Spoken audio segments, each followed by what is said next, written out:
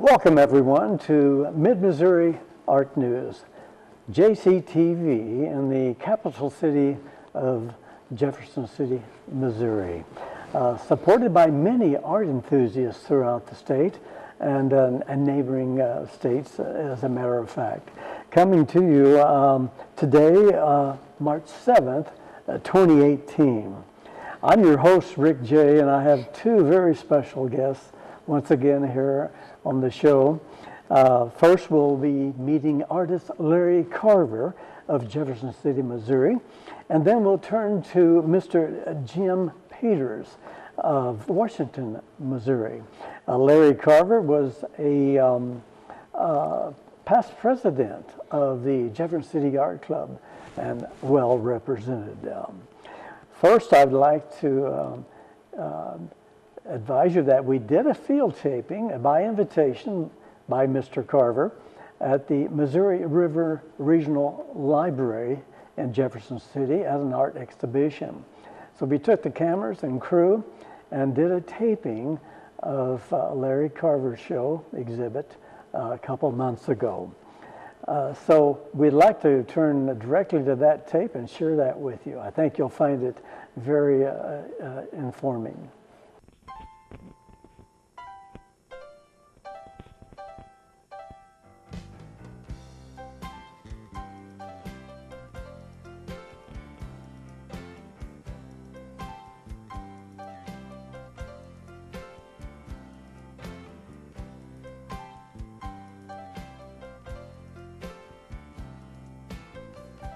Hello everyone, I'm Rick Jey with Mid-Missouri Art News here at the Missouri River Regional Library in Jefferson City with Mr. Larry Carver, who has an excellent exhibit that he's going to share with you today. Larry, welcome to Mid-Missouri Art News. Information to talk about this first painting, so I'll give the mic to you and let you take it from here. Okay, well thank you. Hi everyone, this is my first painting. This is one of the original ones I got hanging up in my basement, and I drew this when I was 18 years old. It's called Kaufman's Barn. A bunch of us years ago when we were kids, we went down there and we took 3 different cameras. We had a 35 millimeter, we had a Polaroid and an Instamatic camera, and we took the neighborhood kids out in the fields down there, and we took different pictures. And I took this photograph with a 35 millimeter. And then I used it as a reference for a pencil drawing. And I had one of my friends sit there in the barn window, and I took a picture of him. And this barn is long gone now. It's at Country Club Estates out there, and there's a bunch of houses down here now, and there's a creek running down here, and I really like this. It took me a couple times to draw this. Originally I had all this pencil drawing in there, then I waited for the right type of sky, and then I penciled in the clouds for it. So it's been in my collection for a long time. And this is my next painting. It's a drawing, an ink drawing that I had in the series when we were all back here in the woods. And I had him sit up here in the shed, and I took a picture of it with a 35 millimeter camera. And I did this painting when I was probably around 21 years old, and I finished it up when I was about 24 because this was really intricate with the wood around here to make it look really aged. And it takes a long time to do this because it's mostly pointillism and some etchy lines in there. So this was one of my favorites. And when I first had this showing up here, I had some of these people, they hadn't seen each other for a long time, and we came up here and they finally got to see it in real life. This painting is called Lottie Dottie, and I did it for my wife for her birthday. And originally I had a giraffe on there, but a lot of people just paint giraffes, so I had to doll it up a little bit. So I put oxpecker birds on it, and what they do, they kind of groom the giraffe out in Africa. And I like the way I had the background kind of hazy out there to give it more of a 3D dimension. And this is an acacia bush tree, and actually they eat the leaves off that. They wrap their tongue around there and pull those off. And I got, when we went to Disneyland one time, we got up and close and personal right up against the giraffe, and you got to watch it because their tongue comes out about 14 inches and they'll get you. But it's amazing how they could take those leaves off the acacia tree. This painting is called Defiant One. It's a bristlecone pine out west, and I just like the way everything just kind of points down to the base of the tree. And these trees, I did a lot of research on these bristlecone pines, and they could live to be thousands of years old. So, and they just kind of burrow their root system down into solid rock, and they stick around for a long time. And I really like this painting, the colors and the red in the sky, and this painting for me went pretty quick.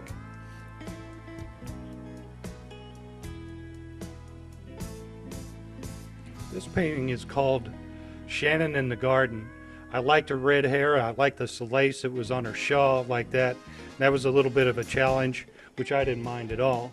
And it took me, being that I paint in acrylic, it took me a while to get the lights, the whitest white, and keep the shadows on there, so I had to keep going around and around until I could visually see and wait for it to dry, because acrylic dries darker than you originally paint it. So I had to keep stepping back, going over and over, so I can get the texture of her body with her shawl on there. And I put a collie in there, and this birdhouse in there, and I thought it turned out all right, and it hangs in my living room, and I really like this painting. This painting is called 5 Minutes Into Tomorrow. I have insomnia pretty bad, and it was more or less themed about that, like staying up 5 minutes after midnight. And what I did, I invented this magazine cover. I did it on Paint, Windows, Microsoft Paint, and I made this, and then I made a poster of it, and then I put it down and took a photograph of it. This is the dresser. It's in our bedroom. When I was growing up at my uncle's house, they always had multicolored quilts, so I designed that around that. And this is part of my train set. This is the engine off my train set, and I did the water tower in there. I bought this plane off of eBay. It's a pewter kind of cast on there, and it had a busted propeller on there, and I fixed it. And I bought this fan off of eBay also, and I went downstairs and I borrowed a curtain from a friend of ours, and I blew that curtain and took a picture of it, and I used that curtain in the picture. And I just put these in there for the almost kind of looks like bombs in there, but it means a lot to me. So that's why I painted this picture, and I painted the background and make it look like sky without the walls. This painting is called Wise Discovery. It hangs in our living room above our fireplace up on the mantle. And I more or less painted this little boy in there, reminiscent of my oldest son, David. But I put him with blonde hair in here because of the dark background behind him. Because we used to go back in the woods and go back in old houses and old barns and stuff, and I'd take him as soon as he could walk, and we went and did our own little discoveries back in the woods. So I had him looking through a window, and I put this tree on there, and this tree had branches going the other way, so I did a little editing on my own, and he had to have a subject to look at, so I put this owl up in the tree, and that was his wise discovery, and him walking through the house looking out the window and seeing that owl. This painting is called Hanging On to the Last. I did it a wolf. I always wanted to do a wolf, so I did the wolf like that, but I did some I had it on my computer, and I brought it up and I kind of fuzzed it out a little bit, and I started to see the snow in the background. So I was working with the composition, so I thought, yeah, that looks good, and I put the snow in it. So when I did this painting, I was starting to get into, this is gold leaf in his eyes, this is copper leaf in this leaf, and silver leaf that's in this moon up here. So, and I experimented around with some different techniques of getting the background looking splotchy and making it look like snow. So hopefully it kind of looks like it's really cold, and hanging on to the last is the wolf himself in his environment and the lone leaf that's left on the tree. This painting is called Bogey and McCall, more or less like Humphrey Bogart and Lauren Bacall. I did this painting, and they did a lot of exotic films in black and white, which I do like the older films, in Rio de Janeiro. I found a palm tree, and it was really, took me a long time to get this tree, the palm tree in there, and to get it a little rounded shape with the darker on this side, lighter on that side, to give it a background. And I put these braids of palm fronds in there, and I had to design it so it was a mirror image of itself, and so it was a mirror, more or less mirrored, but I shrunk it down to make it work in these corners. And these are palm fronds. They're made to look like buttons in here. And I like the exotic birds, so I put that in there. And hopefully I thought it came out well. I'm a baseball fan, and I'm starting to get into portraits. And I did this one of the great Yankee Mickey Mantle, and it's called the Mick. And the photograph reference I had was terrible. It was almost black and white. It was supposed to be like a color picture, but it turned out black and white. So I had multiple color pictures of him from baseball cards and other things. So I more or less used those flesh tones off those other ones and put it in this stance that he had with his baseball bat on his shoulder. And it was fun to do. I think portraits for me is coming quicker and easier, and I like to do portraits, and currently I'm doing another portrait of another baseball player, and hope to do more, and I hope to get some commissions of doing portraits in the future. So. And once again, we talk with Mr. Larry Carver, an awesome exhibition here at the Missouri River Regional Library. We ask you to stay tuned to Spotlight on the Arts. I thank you, Larry, so much for being here and being our guest today. It's great being here. Thank you, sir. Okay.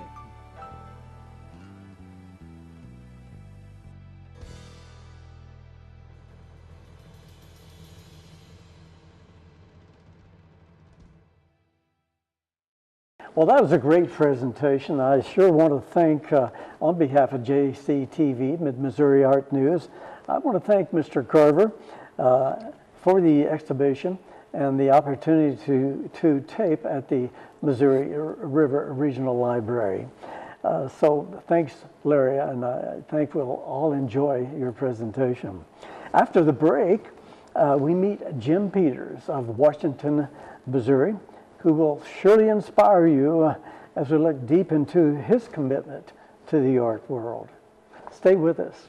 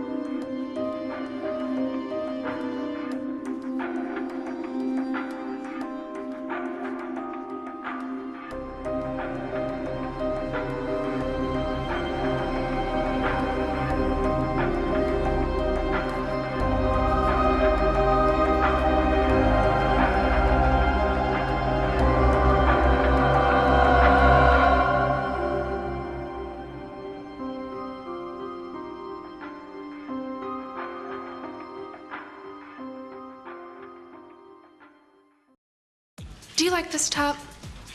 So gay. Really? Yeah, it's totally gay. You know, you really shouldn't say that. Say what? Well, say that something's gay when you mean it's bad. It's insulting. What if every time something was bad, everybody said, oh, that's so girl wearing a skirt as a top?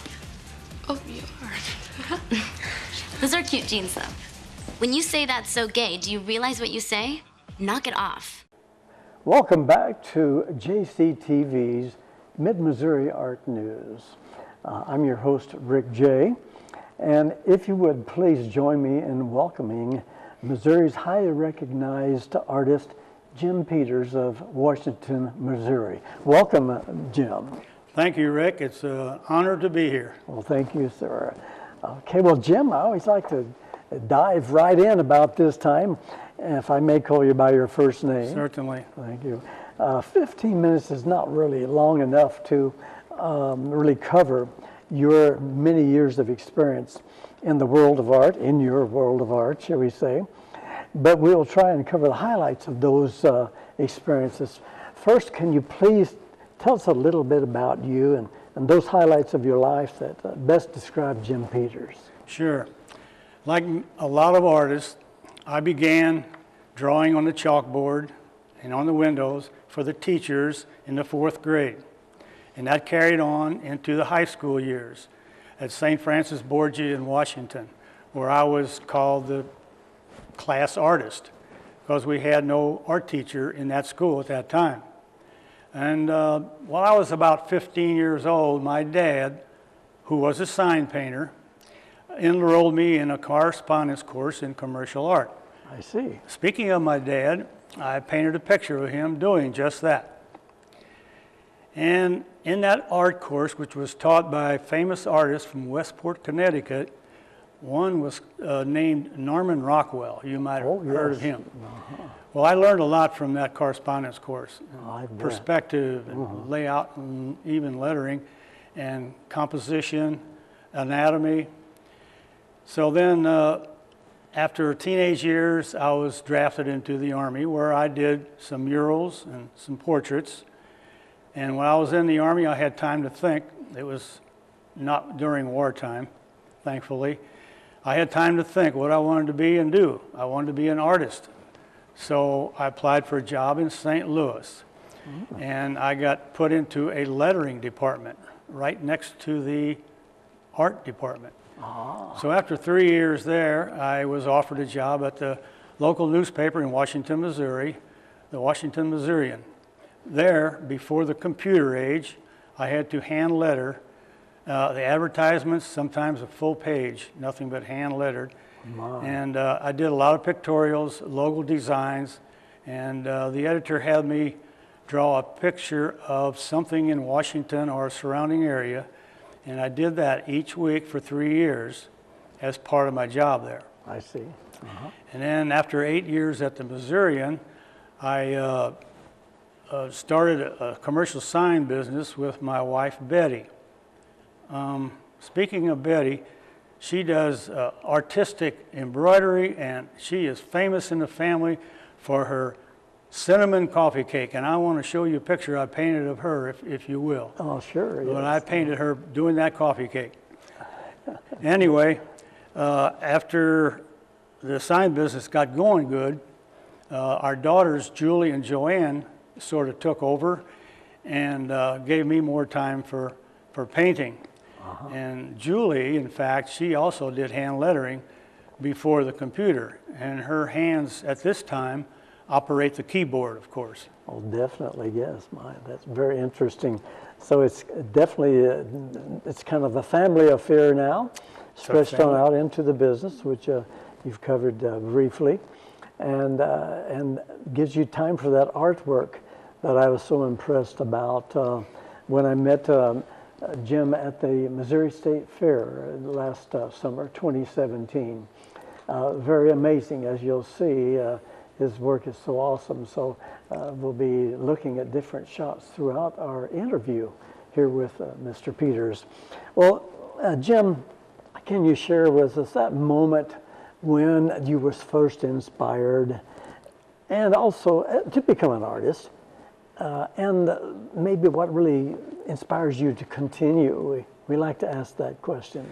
Okay, I started watercolors after a workshop that I took with Gary Lucy at East Central College. It was a night class, and that was back in 1972.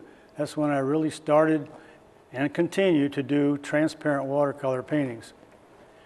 I did take a workshop in North Carolina too that was very educational. And as far as what inspires me, it's you and the people out there that compliment my work and buy some of it, of course. Definitely. Well, thank you. I know the viewers are going to feel the same way. Thanks. As far as awards go, I never applied for any national awards, but in Missouri I can count up over 100 first, second, and third painting awards that I did for painting in studio or plein air. Right. Oh, that's very interesting. Those awards, now I'm reflecting back to a comment you made earlier back in the grade schools.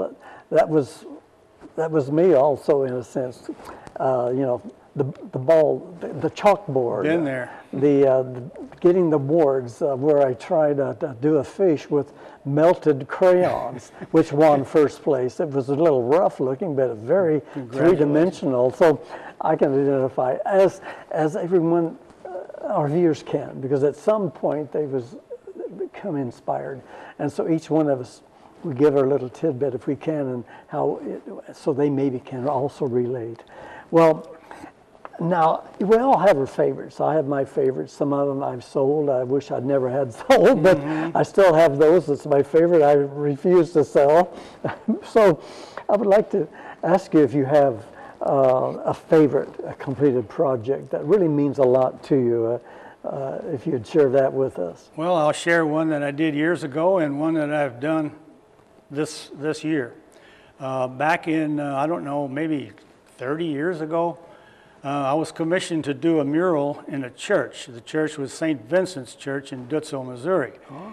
And I was up on a 30-foot ladder, scaffold, 30 foot off the floor, and the mural itself was 30 foot by 30 foot, and I had to paint a picture of Christ in a ceiling dome. And his head alone is 4 feet in from top to bottom. Just his head is 4 feet. Oh my. So I started by painting the sky with air gun, and then I painted everything else with a brush. That was one of them. And now this year I painted a picture of what I call the hovering hawk.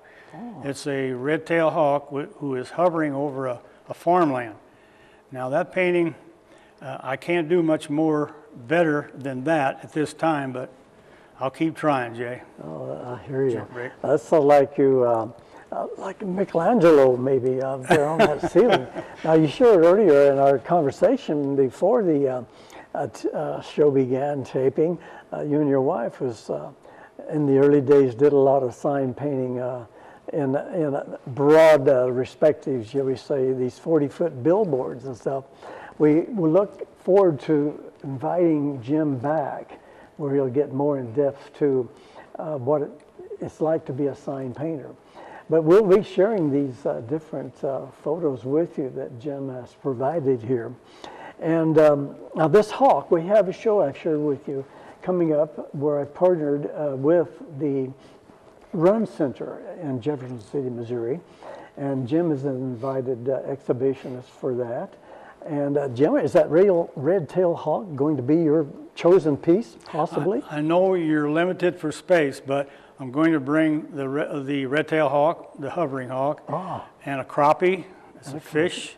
That's a bird. Now we need an animal. I have a cottontail rabbit and I have a bobcat. That if you have room for them. Right. So we invite you folks to put it on your calendar from May 1st to June 30th at the Runge Nature Conservation Center, showing there with looks like 50 different artists that has been on the show, or is scheduled to be on the show in the future, this 2018. Well, Jim, I met you first at the Missouri State Fair and was just really astonished at a sight of your works, how realistic. They all give one that down-home feeling, if you can associate with that. So you've been represented by many venues. Do you have any upcoming exhibits that you would like to share with us, our viewers, to give them a heads up? And are you going to be back at the fair this year? I am invited back to the State Fair this year, yes. And as far as the Nature Center goes, I will be there too. But I am now on Facebook, and there's images there of my work. And as far as shows go, there's 2 shows coming up this spring in downtown Washington. One is the Art Walk, which is April 20 and 21.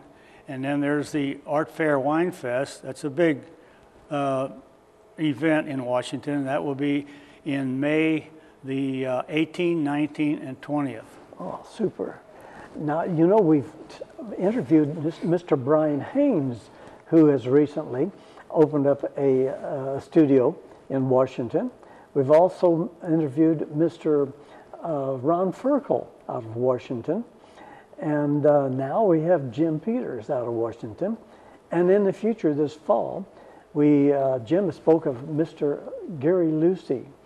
And he will be a guest, we hope, the first week of September of 2018. So it's quite a town. If you are interested in any type of art setting along the Missouri River, it's just the essence of art and the local surroundings in a valley along the Missouri River. You've got to put that on your calendar and go up and see Jim, say hi, and you'll meet those, I'm sure, those others there also. We also have an art gallery alongside the sign shop. And my daughter Joanne, who I call my manager, she also does images that take my paintings, reduce them, and put them on objects like serving trays and Lazy Susans and jewelry boxes and things like that, coasters, and then puts a 2-part epoxy over it, which is one of a kind, long-lasting. Yes, that sounds great. Yeah. Well, Jim, can you give us your website or a link? All I can say is I'm on Facebook. On Facebook. On Jim Peters Watercolors. Jim Peters Watercolors. Okay, super. Well, Jim, JCTV Mid-Missouri Art News, which is attempting to bring together all art lovers and enthusiasts in Missouri and surrounding states, and even we're getting some national attention now for the show. So I want to thank you so much for contributing to Missouri, Mid-Missouri Art News, making it a learning and informational experience for us all. Thank you, Jim. Thank you, Rick. And if I may add, if anyone out there wants to pursue this career, start early in life and don't wait until you're as old as I am. Well, thanks for that inspiration. There you go. But we just seem to plow on down the road, and get it done, as they say. Well, next featured guest here on Mid-Missouri Art News are artist Cindy Sneeders of Jefferson City, Missouri, and artist Doug Freed, who has the Dom Museum in Sedalia, Missouri. Now, that's going to be 2 great interviews that you want to tune into. That taping is scheduled for April 11th, 2018. Now, the next time we interview someone on Spotlight on the Arts, it'll be Jerry Thomas of Jefferson City, Missouri. He'll be our guest and be sharing some of his most fantastic pieces that you'll ever view, using not exactly concrete, but a form of that. It's very interesting, so I want you to put that on the calendar to tune in. That taping is scheduled for March 14th, next week, actually, for Spotlight on the Arts. Thank you, JCTV producer Gloria Inlow and crew, and thank you, our viewers, for tuning in and watching. Look for more Mid-Missouri Art News right here on JCTV, and don't forget YouTube. I'm Rick Jey saying, see you next time.